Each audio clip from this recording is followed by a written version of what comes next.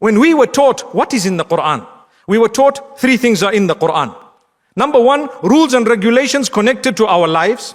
There are a certain number of verses. Those are gathered also in a book. They say ayatul ahkam fil Quran. It's there. The verse, it doesn't mean they don't believe in the rest of it. They are only teaching you one subject. That's it. Secondly, there are verses.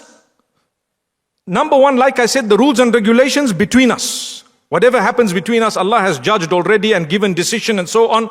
Number two, Allah has prophecies of that which is to come after us. Qiyamah and so on, what's going to happen and so on. All of that is mentioned in the Quran. And number three, Allah has mentioned stories of those of the past. One day I explained this in another masjid in the same city. Later on people said, oh, this sheikh said that the Quran is just a storybook. Why don't you listen? We said there are three types of verses in the Quran. There are stories of the previous nations. We draw lesson from, obviously. There are prophecies regarding the future and we have to take heed. And there are rules and regulations connected to our living and we shall apply. So all of this is part of the Quran. It's not just one thing. My brothers and sisters, the ummah is bleeding.